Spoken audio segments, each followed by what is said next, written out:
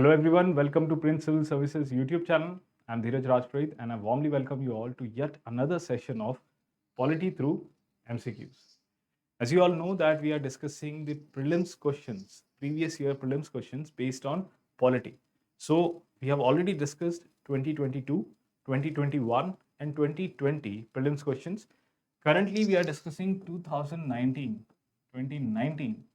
So I have divided this session into two. So in previous session, we have discussed the first part of 2019 prelims. In this session, we will discuss 2019 prelims part 2, the remaining 5 questions. Okay so अगर आपने इससे पहले के videos नहीं देखे हैं तो please go and watch. मैं इसका लिंक, इसकी प्लेलिस्ट का लिंक डिस्क्रिप्शन में दे दूंगा. So let's start without wasting any time. So this is our first question of this session. So with reference to Constitution of India, prohibitions, limitations, provisions contained in ordinary law cannot act as prohibition, limitations on the constitutional powers under Article 142. तो ये question की जो main theme है वो है article 142. क्या कह रहा है? ये कह रहा है कि किसी ऑर्डिनरी लॉ के थ्रू जो प्रोहिबिशन, लिमिटेशन, प्रोविजंस उसमें हो ऑर्डिनरी लॉ में, ये किसी भी तरह से कॉन्स्टिट्यूशनल पावर को ओवरटेक नहीं करेगा, उस पर रेस्ट्रिक्शन नहीं लगाया. किसके कॉन्स्टिट्यूशनल पावर ये नहीं बताया हमें, ये हमें ढूंढना है. देखिए हम ऑप्शंस देखते हैं. इसमें हम एलिमिनेशन मेथड यूज कर सकते हैं काफी हद तक. Let's see the first one. The decision taken by election commission of India while discharging duties cannot be challenged in any court of law. यानी कि इलेक्शन कमीशन जो है वो अपनी ड्यूटी डिस्चार्ज करते वक्त जो भी एक्शन लेगी उन एक्शंस को किसी कोर्ट में क्वेश्चन नहीं किया जा सकता. ये किसी भी तरह से पहली बात तो कि ऑर्डिनरी लॉ कॉन्स्टिट्यूशनल पावर पे रेस्ट्रिक्शन लगाए ऐसा कुछ यहाँ मैटर हमें नहीं दिख रहा है. प्लस एक और चीज देखो, इलेक्शन कमीशन जो है या फिर इलेक्शन से रिलेटेड जो आर्टिकल्स हैं वो आर्टिकल 324 से लेके 329 के बीच में, तो ये तो नहीं है आर्टिकल 142, तो हम इसे एलिमिनेट कर सकते हैं.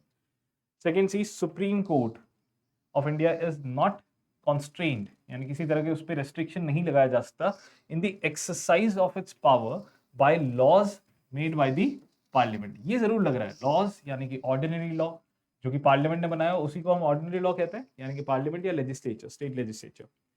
ये सुप्रीम कोर्ट पे किसी तरह का रेस्ट्रिक्शन नहीं लगा सकती. यही कह रहा है कि ये किसी के कॉन्स्टिट्यूशनल पावर पे रेस्ट्रिक्शन नहीं लगा सकती. देखिए वैसे हम यहाँ पे रुक जाएंगे बट स्टिल हम देख लेते हैं और भी इससे कोई रेलिवेंट हमारे पास ऑप्शन तो नहीं है. In the event of a grave financial crisis in the country, the president of India can declare financial emergency without the council of the cabinet. Without the council of the cabinet first of all ऐसा होता नहीं है. Plus financial emergency जो है ये दे रखी है हमें आर्टिकल 360 में. तो आर्टिकल 360 में अगेन ये इससे रिलेटेड नहीं है, निकाल देते हैं हम. Now state legislature can not make laws on certain matters without the concurrence of the union legislature. यानी कई सारे मैटर्स में स्टेट लेजिस्लेचर लॉ नहीं बना सकता विदाउट द कंकरेंस, यानी पहले यूनियन लेजिस्लेचर से पूछेगा, उससे परमिशन लेगा और फिर लॉ बनाएगा. तो ऐसा कोई प्रोविजन नहीं है. बट स्टिल अगर ये जो चीज़ दे रखी है ये तो हमें लिस्ट में दे, 3 लिस्ट बना रखी है हमने 7th शेड्यूल के according. So union list, state list, concurrent list, but उसमें ऐसा कोई प्रोविजन नहीं है. अगेन ये निकाल देते हैं हम. ये भी ऐसा नहीं है ना, ये देखिए कोई भी ऑर्डिनरी लॉ और कॉन्स्टिट्यूशनल पावर, ये इस तरह का कोई फीचर यहाँ पे नहीं दिख रहा है. सो हमारा बेस्ट अवेलेबल ऑप्शन कौन सा है? सुप्रीम कोर्ट ऑफ इंडिया जो है उसके ऊपर किसी तरह के रेस्ट्रिक्शन नहीं लगा सकते. उसकी कॉन्स्टिट्यूशनल पावर जब वो यूज कर रहा हो सुप्रीम कोर्ट, तो पार्लियामेंट किसी लॉ बना के उस पर रेस्ट्रिक्शन नहीं लगा सकता. देखते हैं आर्टिकल 142 में क्या लिखा है. It is actually a discretionary power जो सुप्रीम कोर्ट के पास है कि वो अपने जुरिस्डिक्शन में जहां पे उसके पास पावर है, कॉन्स्टिट्यूशनल पावर है, वहां उसमें ज्यादा जस्टिस यानी कंप्लीट जस्टिस देने के लिए वो कोई डिक्री या फिर कोई ऑर्डर पास कर सकता है. और ये डिक्री और ऑर्डर जो है पूरे इंडिया में या जहां पे भी उसने बोला है कि यहाँ एप्लीकेबल होगा वहां पे एप्लीकेबल होगा. तो यानी पार्लियामेंट इस पे रिस्ट्रिक्शन नहीं लगा सकता. Okay let's move. तो इस तरह से एलिमिनेशन मेथड के थ्रू भी आप आंसर डिराइव कर सकते हैं। कई बार थोड़े कॉम्प्लिकेटेड क्वेश्चंस होते हैं, ऐसा लगता है देखने में कि बहुत कॉम्प्लिकेटेड है, but once you try to take out the elements एक एक करके कि हाँ एक्चुअली पूछ क्या रहा है, कोर थीम ढूंढ लो, कोर थीम ढूंढ के and try to take out eliminate the irrelevant option. एक बार वो एलिमिनेट करने के बाद you will be left out with either only one option जो कि आपका करेक्ट ऑप्शन होगा, या फिर ज़्यादा से ज़्यादा 2 ऑप्शन, तब आप उसमें से चूज कर सकते हो which is more correct. Now let's move on to the next question. Now with reference to legislative assembly of a state in India, consider the following statements. Statement कितने हैं हमारे? 2। ढूंढना क्या है? Correct statement. Elimination method यहाँ पे use नहीं होगा. Let's see the first statement. The governor makes a customary address to members of the house at the commencement of the first session of the year. So yes, this is correct because Article 176 states that governor जो है 2 बार address करता है, यानी 2 नहीं, वैसे तो साल में 1 बार एड्रेस तो करते ही है। साल की शुरुआत होती है एंड साल की शुरुआत होने के बाद जो न्यू सेशन है उसकी जो पहली सीटिंग है, उस पहली सीटिंग को एड्रेस करता है गवर्नर। ऐसा का ऐसा प्रोविजन हमारे सेंटर में भी है। दैट मीन्स हर नए साल में जो पहली सीटिंग होगी उसको प्रेसिडेंट एड्रेस करेंगे, पार्लियामेंट को, जॉइंट सीटिंग को एड्रेस करते हैं। वैसे यहाँ पे गवर्नर एड्रेस करते हैं members of the house. Similar article 176 states that, तो ये हमें क्या है, करेक्ट ऑप्शन ढूंढना है। Yes, this is a correct option. Let's see the second option. When a state legislature does not have a rule on a particular matter, it follows Lok Sabha rule on that matter. तो यहाँ actually एक catch है, because यहाँ पे article 208 states that कि अगर state legislature, खास करके यहाँ पे स्टेट लेजिस्लेटिव असेंबली की बात करें, काउंसिल की नहीं, तो अगर स्टेट लेजिस्लेटिव असेंबली की बात करें तो अगर असेंबली के कोई मैटर में रूल्स क्लियर नहीं है तो वहाँ पे आर्टिकल 208 सेज दैट कि वो उससे पहले जो प्रेवलेंट रूल्स थे उस मैटर में, या तो उसे यूज करेगा अगर बने हुए हैं तो, और नहीं बने हुए तो ये पावर किसके पास होगा? स्पीकर के पास, स्पीकर ऑफ द हाउस। तो स्पीकर के पास ये पावर होगा कि वो उससे रिलेटेड एक बार के लिए रूल्स बना सकता है, टेम्पररी रूल्स बना सकता है। लेटर ऑन लेजिस्लेटिव असेंबली खुद एक लॉ पास करके कुछ रेजोल्यूशन अडॉप्ट करके और रूल्स क्लेरिफाई कर सकते हैं, बट तब तक, जब तक रूल्स नहीं है तब तक ये पावर किसका है? स्पीकर का। तो यहाँ पे वो लोकसभा को फॉलो नहीं करते। एक्चुअली ये स्टेटमेंट गलत है, तो यहाँ पे हम आंसर में आएंगे, करेक्ट स्टेटमेंट ढूंढना है, वन ओनली। यस, थोड़ा सा कैची आंसर था, आई वुड से दैट ये थोड़ा सा डिफिकल्टी लेवल इसकी ज्यादा थी। नाउ नेक्स्ट क्वेश्चन देखते हैं। With reference to the Constitution of India consider the following statement. Again Constitution of India, 2 statement है, क्या ढूंढना है? करेक्ट स्टेटमेंट ढूंढना है। एलिमिनेशन मेथड यूज नहीं होगा।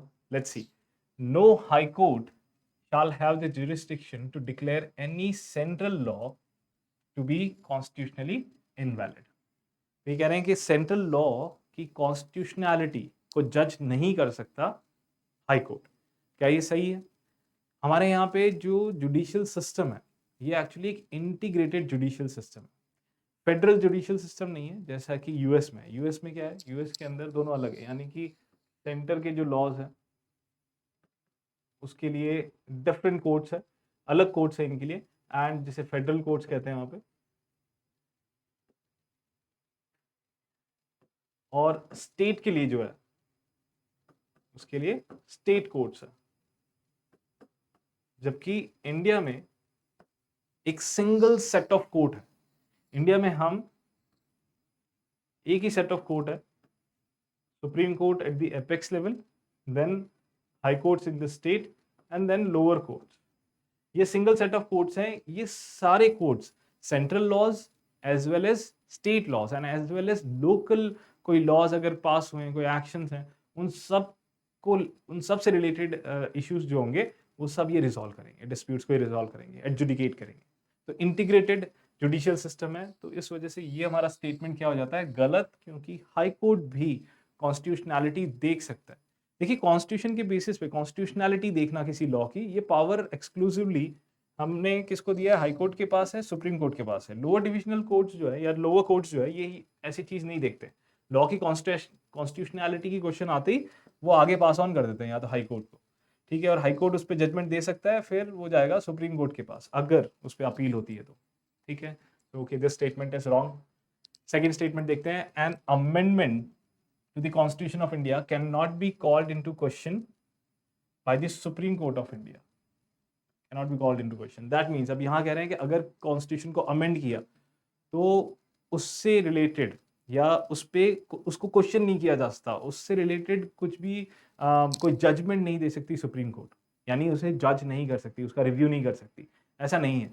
ये स्टेटमेंट भी गलत है, बिकॉज अगर कोई अमेंडमेंट हुआ है, हम कई बार पढ़ते हैं कि कोई अमेंडमेंट हुआ है, फिर सुप्रीम कोर्ट ने उस अमेंडमेंट का कुछ प्रोविजन डिलीट कर दिया, अनकॉन्स्टिट्यूशनल बता दिया, तो ये हो सकता है, बिल्कुल हो सकता है, ऐसा नहीं है।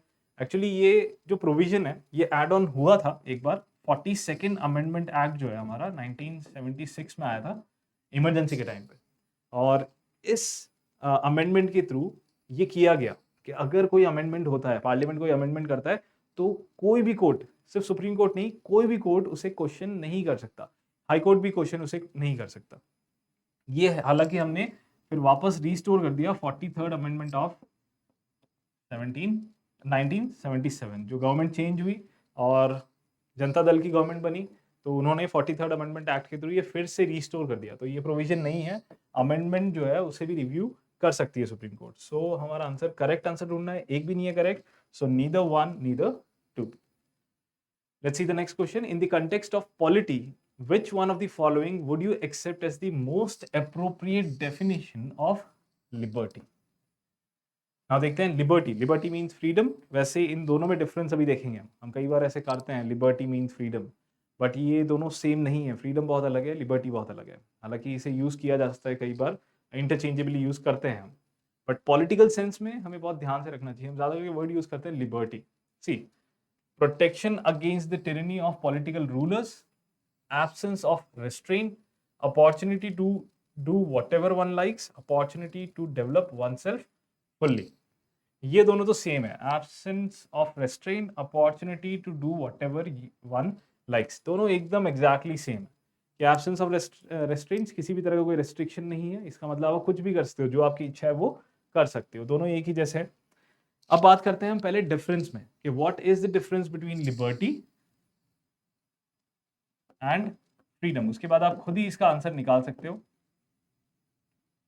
देखो, फ्रीडम का मतलब होता है फ्री टू डू एनीथिंग, आप जो करना चाहें वो आप कर सकते हैं, जो आपकी इच्छा है, जो आपकी विल है, you can do that, freedom. But liberty means कि आप जो करना चाहते हैं वो करने की आप अपॉर्चुनिटी मिलेगी, रीजनेबल अपॉर्चुनिटी मिलेगी। That means liberty comes with reasonable restrictions।